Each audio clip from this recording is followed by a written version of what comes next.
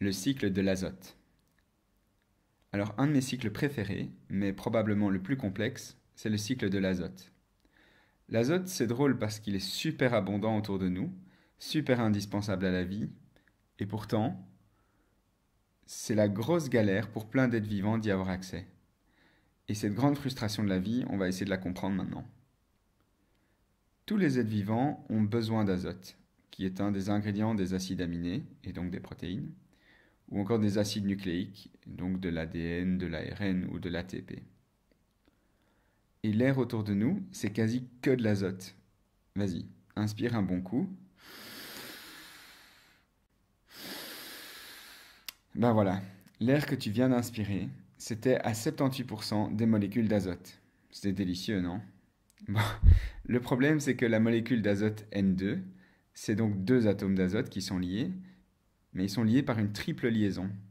Et donc, même si on est des chimistes super forts, on a beaucoup de mal à casser une triple liaison.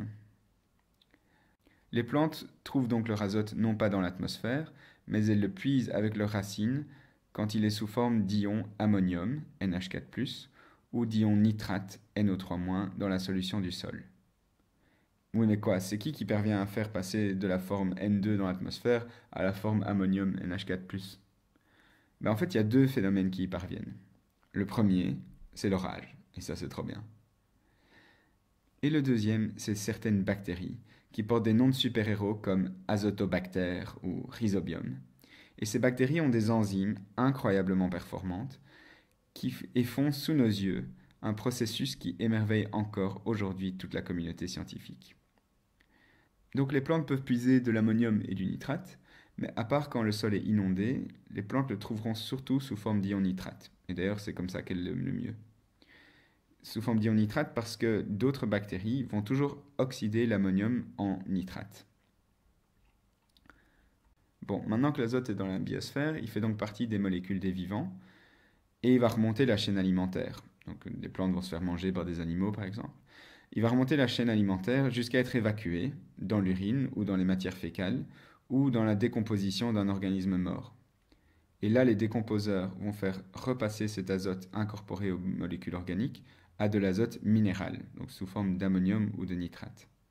Ou alors, principalement en absence d'oxygène, donc ce qu'on appelle des conditions anaérobies, une autre bactérie, qu'on appelle une bactérie dénitrifiante, peut consommer l'ion nitrate et le transformer à nouveau en azote moléculaire, N2, ou en hémioxyde d'azote. Et dans ce dernier cas, c'est pas top, parce que l'hémioxyde d'azote est un gaz à effet de serre. Bon, encore une chose à dire. Elle est importante en plus.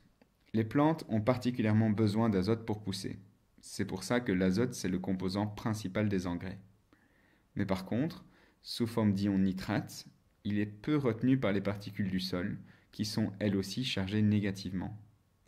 Et la conséquence de ça, c'est que quand il pleut et que l'eau percole vers les nappes phréatiques, les nitrates vont se faire emporter avec l'eau de pluie. Donc c'est une pure perte, l'azote va descendre jusqu'aux nappes phréatiques. D'autant plus que si les nappes phréatiques accumulent des ions nitrates, ça rend l'eau impropre à la consommation et donc l'eau ne devient plus potable.